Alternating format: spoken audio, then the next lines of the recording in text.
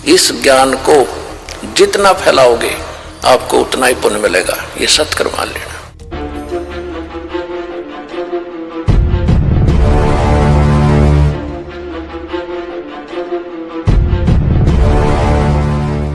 ये थोड़ी सी सावधानी ये भी बरतो, घनी सावधानी बरतो कि हमारा नाम खंडाओ। लोक लाज ना कीजियो निर्भय हो रहिए, ये मन साधो दीजिए तय गोविंद पाइए। परमात्मा कहते हैं लोक लाज ना करना अगर इस मार्ग में सफल होना है तो। हाँ, लोक लाज वो करो जो चोरी नहीं करे, उसमें लोक लाज माने, जारी नहीं करे, रिश्वत नहीं लेनी चाहिए और झूठ नहीं बोला, किसी को ठगा नहीं, ये है लोक लाज करण की। लेकिन ये लोक लाज नहीं करे कि भक्ति मार्ग में बाधक हो। तो कबीर साहब कहते हैं कुल करनी के कारण ये हंसा गया बिगो, और तब ये कुल के कर लेगा जब तू चार पाया का हो। तो हमने सबसे बड़ा इस मार्ग पर सफल होने के लिए परमात्मा की मर्यादा का पालन करना है। कबीर साहब कहते हैं जब लग हंसा हमरी आना, काल लगे ना तुमरा बाना। परमात्मा ने कहा कि जब तक ये मेरा हंस, मेरी आत्मा मेरी मर्यादा में रहेगा, काल तेरा अटैक नहीं हो सकता। अब हम क्या करते हैं, जो दुखी हैं, जो दुखी आत्मा है यहां आते हैं, उनको जो भी हम मर्यादा बताते हैं वो सहर्ष स्वीकार करते हैं, क्योंकि वह लुट पिट कर आते हैं। उन्होंने सभी देवी देवता जाड़ के देख लिए, उन्होंने सभी जंतर मंत्र करवा रखे हैं, और यहां आते ही सुख हो जाता है। तो फिर वो मर्यादा खरी रखते हैं, क्योंकि उनको मालूम है यदि मर्यादा भंग होगी तो वो कैर फिर टूटने लग जाएगा।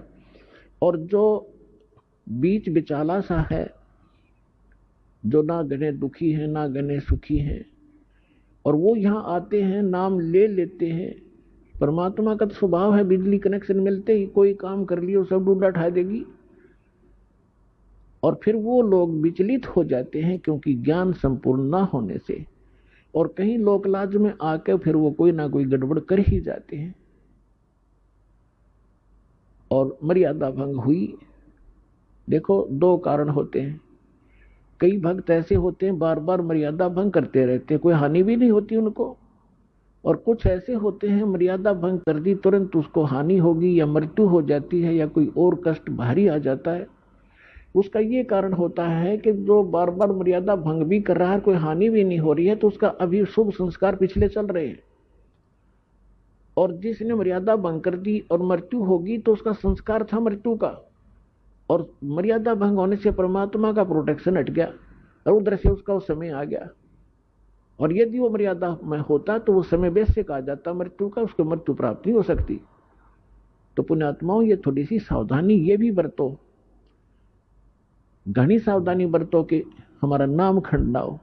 लोक लाज ना कीजियो निर्भय हो रहिए, ये मन साधो दीजिए तय गोविंद पाइए। परमात्मा कहते हैं लोक लाज ना करना अगर इस मार्ग में सफल होना है तो। हाँ, लोक लाज वो करो जो चोरी नहीं करे, उसमें लोक लाज माने, जारी नहीं करे, रिश्वत नहीं लेनी चाहिए और झूठ नहीं बोला, किसी को ठगा नहीं, ये है लोक लाज करण की। लेकिन ये लोक लाज नहीं करे कि भक्ति मार्ग में बाधक हो। तो कबीर साहब कहते हैं कुल करनी के कारण ये हंसा गया बिगो, और तब ये कुल के कर लेगा जब तू चार पाया का हो। आज तो अपने कुल के लोगों की शर्म मान के मर्यादा भंग करके उनकी क्रियाओं को कर लेते हो, और फिर तुम चार पांव के पशु गधे कुत्ते सुअर बनकर गली में घूमोगे, तब वो तुम्हारा कुल तुम्हें क्या बचाव कर सकेगा। तो यहां कहते हैं लोक लाज ना कीजिए निर्भय हो रही है, और यो मन साधो दीजिए तय गोविंद पाइए। इस प्रकार हमने किसी भी कारण से आपकी कोई ऐसी घटना घट भी जाती है आपके घर पे, तो उसके दो कारण हो सकते हैं। एक तो ये है कि आपकी भैंस मर गई और मरना था लड़का, एक भैंस तो और 20 दे देगा भगवान, तो आपको वो बचाव किया आपका। फिर दूसरा ये होता है कि जैसे कई भक्त होते हैं दुखी होकर आते हैं, कुछ एक को तो आप देख रहे हो, जैसा आप बहुत अनुभव सुनते हो भक्तों की अपनी आत्मकथा, कई तो ऐसे होते हैं आते नाम लेते हैं और तुरंत ठीक हो जाते हैं अधिकतर, और कुछ एक ऐसे होते हैं नाम ले भी लेते हैं, 2 4 10 बार चक्कर भी लगा लिए, राहत नहीं, जो वो सोचकर आते हैं कि हमें ये होना चाहिए और वो नहीं हो रहा, तो वो ये सोच बैठते हैं कि मुझे तो कोई लाभ नहीं हो रहा। तो उसके कारण आपको बता दिया, बहुत से ऐसे हैं कि जैसे या तो मर्यादा भंग आपकी। कबीर साहब कहते हैं, अपनी महिमा पर बताते हैं, सतगुर के दरबार में कमी काहे की ना, हन समोज ना पावता तेरी चूक चाकरी मां।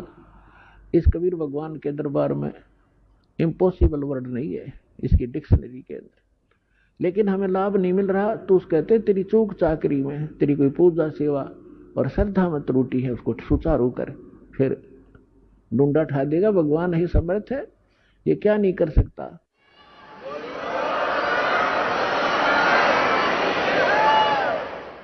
एक झोपड़ी में रहने वाला एक जुलाहा, जो संसार उसको जुलाहा मानने थी जाने थे, अब तक 10 पार खू हो गया, हमें पता लग गया तो लाल थे भगवान थे, और जिसके द्वार पर 18 लाख व्यक्ति आगे, जिसके सुबह का आटा घर में ना हो और उसके घर पर 18 लाख मेहमान आ जाए, चिट्ठी बाई इनविटेशन, और सबको फिर 3 दिन तक वो मोहन भोजन खिला रहे हैं, सब हलवा पूरी खीर खांड, और सूखा सीधा को ले जाता, ले जाओ खा लियो अपने घर पर जाके, और एक असर भी 1 दोहर दे रहे हैं। तो पुण्यात्माओं, वही समर्थ आज आपके साथ है, तो वो क्या नहीं कर सकता आपके लिए। तो परमात्मा कहते हैं सतगुरु के दरबार में, यानी परमात्मा के दरबार में। अब सतगुरु जो होता है वो परमात्मा ही होता है, या फिर परमात्मा अपना विशेष कृपा पात्र ही भेजा करते हैं। तो वो कृपा पात्र जो परमात्मा का दास होता है, परमात्मा की सभी पावरों से युक्त होता है, उसको परमात्मा अपनी शक्ति देकर भेजता है। जैसे प्रधानमंत्री का कोई प्रतिनिधि हिसार में आ जाता है, तो उसको वो अपनी बहुत सी पावर देकर भेज देता है, और हरियाणा स्टेट के लिए वो पर्याप्त होता है, जो उसको उसकी रिक्वायरमेंट होती है वो पूरी कर देता है 1 मिनट में। तो इसी प्रकार जैसे प्रसंग चल रहा है कि कुछ भक्त आप देखते हो आशीर्वाद लेते ही और सब दुख दूर हो जाते हैं, शारीरिक कष्ट, प्रथम तो शारीरिक कष्ट ही दुख मानते हो, और फिर घर में सुविधाएं प्राप्त हो जाती हैं। अब दूसरे को ऐसा नहीं हो रहा है, तो ये सोचना चाहिए कि जैसे डॉक्टर के पास सैकड़ों मरीज जाते हैं रोगी, और एक रोगी को तो 4 टैबलेट देता है और अगले दिन बताता है जी मैं स्वस्थ हो गया, और एक का इंजेक्शन भी लाता है, ग्लूकोज भी चढ़ा देता है, एडमिट भी करना पड़ जाता है, और फिर 1-2 महीने तक उसको टैबलेट दी जाती है, तो स्वस्थ करके छोड़ेगा डॉक्टर, क्योंकि उसको पता है ये रोग भयंकर है, ये 4 गोलियों से ठीक होने का नहीं है। तो पुण्यात्माओं, आप जी ने ये ध्यान रखना चाहिए। एक तो इसमें ज्ञान परमात्मा ने इसलिए आधार बनाया है, क्योंकि जब परमेश्वर कबीर जी 600 वर्ष पहले आए थे, सन 1398 से सन 1518 तक जब परमात्मा यहां आए थे, तो उन्होंने अपनी वो सारी लीला करके दिखाई थी जो भगवान किया करते हैं। तो जो प्रसंग चल रहा है हम उसी पर आते हैं कि जैसे कोई एक्सीडेंट हो गया किसी व्यक्ति का, और वो हॉस्पिटल में जाता है, और उसके शरीर से ब्लड निकल रहा है, बह रहा है, उधर से उसकी टांग फ्रैक्चर होगी है दूसरी, और उसमें पीड़ा घनी हो रही है। अब वो डॉक्टर को वो चिल्लाता हुआ तो जा ही रहा है। डॉक्टर ने देखना है कि पहले इसकी टांग का दर्द ठीक करना है या ब्लड रोकना है। वो ब्लड को रोकेगा कि ब्लड बह गया तो फिर यह टांग भी चली जाएगी। अब पहले वो ब्लड जो बह रहा है उसको रोकने की चेष्टा करेगा, टांग में बेसिक दर्द बना रहे। वो टांग जीवन नाशक नहीं हो सकता टांग का दर्द, इसलिए डॉक्टर पहले उसको रोकेगा जो जीवन नाशक है इसका, फिर धीरे धीरे उसका टांग का भी ट्रीटमेंट शुरू होगा। इसी प्रकार आप जो उद्देश्य लेकर आते हो और वो पूरा ना होता है तो परमात्मा ने हमारे को ये ज्ञान दिया।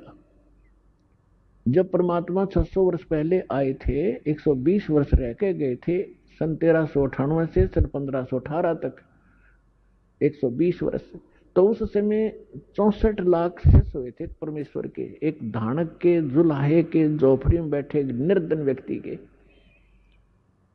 अगर उसको झोपड़ी में जाकर आदमी देखा तो इन्होंने सोचा ये संत कहां से थे, गरीब मजदूर व्यक्ति है। अब जैसे आज टीवी चैनल बनवाए परमात्मा ने दिया है ये नॉलेज, आपके जो बुद्धिमान व्यक्ति हैं, भगत हैं, उनका तो यह बात समझ में पक्की आ जाएगी कि ये जो भी आज इंटरनेट सिस्टम, यूट्यूब आदि बनाया है और ये इलेक्ट्रॉनिक सिस्टम बनाया है, ये परमात्मा ने दी है बुद्धि। अब जैसे ये अध्यात्म मार्ग का ज्ञान आज तक किसी ऋषि महर्षि से, बड़े बड़े विद्वान जो दीक्षा करते, किसी के पास नहीं था, और यू ज्ञान इस दास को दे दिया और ऐसा सुलझा कर दर दिया, आम व्यक्ति समझ सकता है। आपके लिए कितनी सुविधा होगी ना। आप ये गीता पढ़ते पढ़ते कितने दिन हो गए थे, और इस गीता को फर्स्ट क्लास की बुक बना दिया परमात्मा के ज्ञान ने। पहली कक्षा की किताब से दिखा हमने, ना पाठ दिखाई दे था। तो इस दास ने अपनी अकल और अपनी बुद्धि का खूब पता है, जिसी मेरे में बुद्धि थी, मुश्किल से पास होया करते, पढ़ा करते जब, और 6 बार पढ़ा करते जब कितने एक लेसन याद होया करता। आज उस परमात्मा ने अकल दी, बुद्धि दी, और ये सब सदग्रंथ खोल कर दरवा दिए। तो गॉड गिवन माइंड है ये, ना कि जीव का।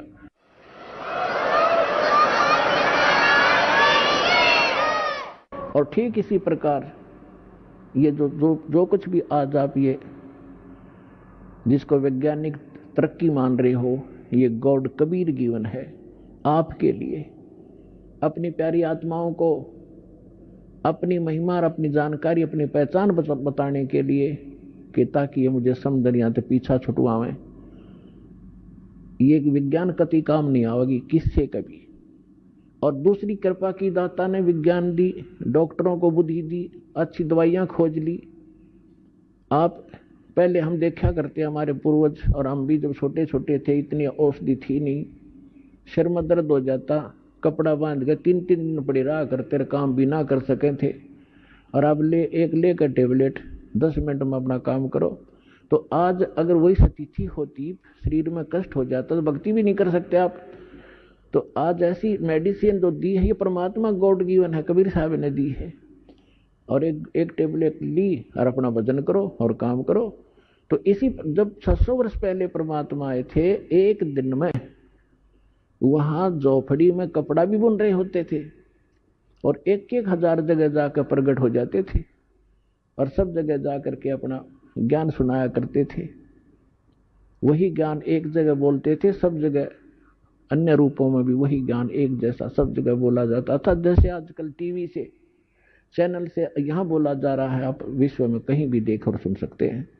तो उसमें परमात्मा ऐसी लीला करते थे, जैसे आजकल तो कोई, जैसे आज यदि कोई ये करता है, परमात्मा आज करते ये लीला, तो आज वह बात बना नहीं हो।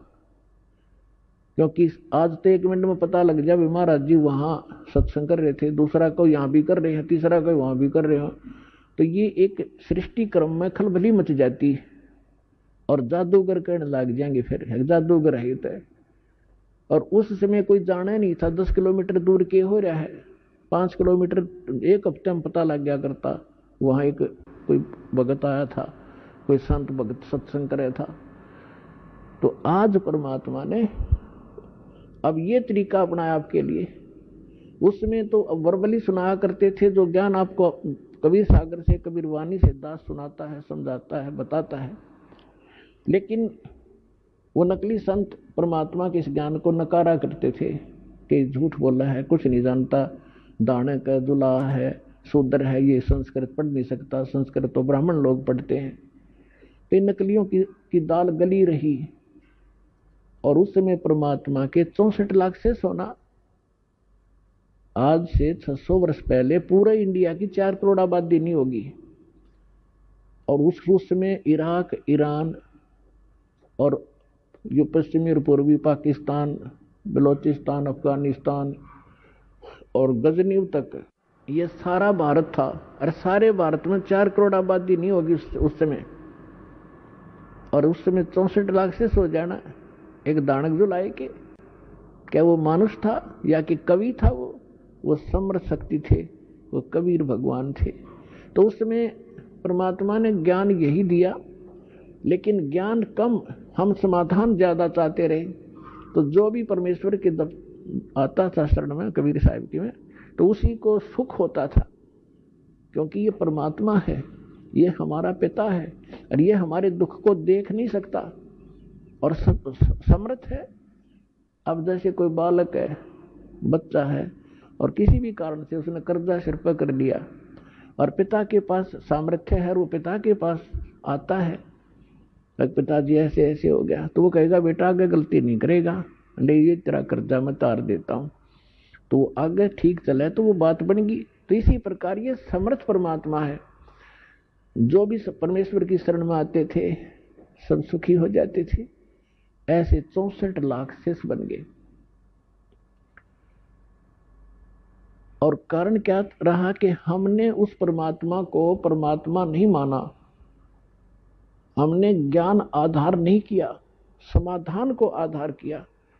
और जब सुख होते चले गए, फिर वो बकवाद हमारे मन में फिर घर कर गई, जिस कारण से हम 64 लाख के 64 लाख यहीं फिर भटकते रह गए, पार नहीं हो पाए। नहीं तो उसमें पार कर सकते थे। उसका कारण ये रहा, कबीर साहब ने कहा है कि ज्ञान संपूर्ण हुआ नहीं और हृदय नहीं छिदावे, और देखा देखी भक्ति का यो रंग नहीं ठहरावे। भाई जो गुरु वचन पे डट गे रकट गे फंद 84 के, कट गे फंद 84 के, रकट गे फंद 84 के। भाई जो गुरु वचन पे डट गे रकट गे फंद 84 के। वस्तु मिली ठोर की ठोर, मिट गई मन पापी की दौड़। और अधिक जानकारी वसंत रामपाल जी महाराज जी से निशुल्क नाम दीक्षा प्राप्त करने के लिए संपर्क करें। हमारे संपर्क सूत्र है 8222880541 8222880542। आप नीचे स्क्रीन पर दिए गए हमारे अन्य नंबरों पर भी संपर्क कर सकते हैं। विजिट करें हमारी वेबसाइट पर। हमारी वेबसाइट है www.jagatgururampalji.org। अगर आप ये वीडियो YouTube पर देख रहे हैं तो हमारे चैनल को सब्सक्राइब करें और बेल आइकन को दबाना ना भूलें। अगर आप Facebook पर ये वीडियो देख रहे हैं तो हमारे पेज को लाइक करें।